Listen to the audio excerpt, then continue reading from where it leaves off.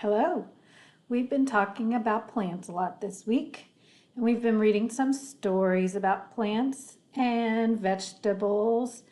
Yesterday's book had to do with the bear and the hare or the rabbit, and today's book has to do with a radish.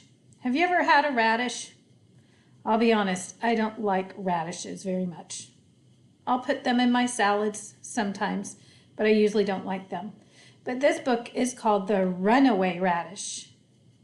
I wonder if this will be fiction or nonfiction.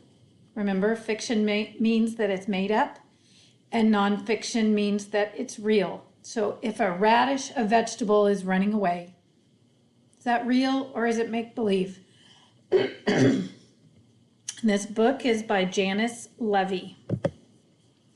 It was almost night of the radishes. Don Pedro was in the kitchen sharpening his knife. "I'm going to carve the best radish sculptures in town," he said. "This year I'll win first prize." Do you know what a sculpture is? A sculpture is a piece of art that somebody makes. Don Pedro whittled and chiseled. He sprayed the radishes with water so they wouldn't dry out. Look at that. What do you think he's making? Maybe a castle, maybe lots of different things. Hours went by and the radishes turned into knights, horses, and a castle with a throne. Wow, that's pretty amazing. Please don't try that at home. There was only one lumpy radish left. Suddenly, the radish jumped out of Don Pedro's hand and landed on the floor. Oh my goodness. So this looked like it could be real until now. It rolled out the door, singing, "Places to go, people to see, out of my way, you can't carve me." As I'm reading this book, I'm thinking that it reminds me of another story that we've read. Does it remind you of anything that we've read before? When somebody is baking something in the oven and she opens the oven to peek inside and that thing jumps out, what is that? Don Pedro threw up his hands. "Stop, radish, stop!" But the radish didn't stop. It bounced away, looking for action. The radish zigzagged down the cobblestone street. It bumped into a burro, knocking a basket off its back. What do you think a burro is? It's like a horse, kind of. "Stop, radish, stop!" brayed the burro.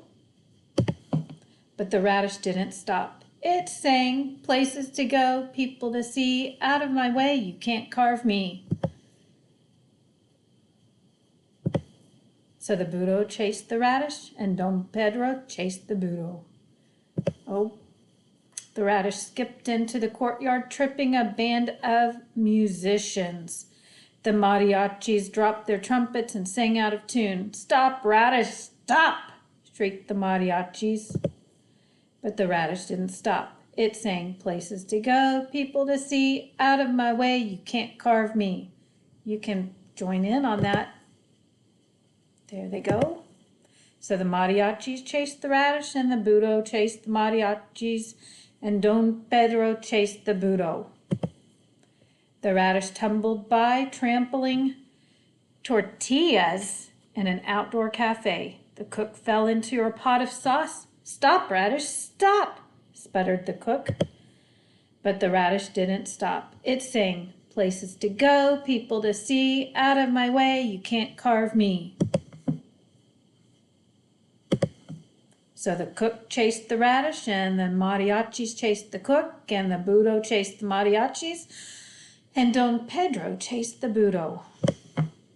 The radish barreled along, reaching the market. It bowled down pottery and cracked a stack of tin mirrors. "Stop, radish, stop!" yelped the vendor. So a vendor is somebody who's selling these things at a market.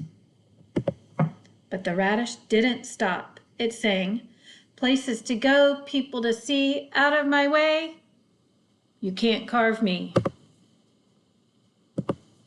So the vendor chased the radish, and the cook chased the vendor, and the mariachis chased the cook, and the burro chased the mariachis, and Don Pedro chased the burro.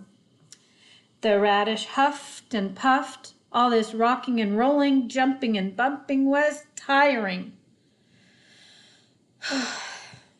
So look, he doesn't look so happy right now. I wonder what this radish is going to do now. So I'm going to pause this story, and I want you to think about that, and there's an activity that you're going to do with this, and then we will continue the story.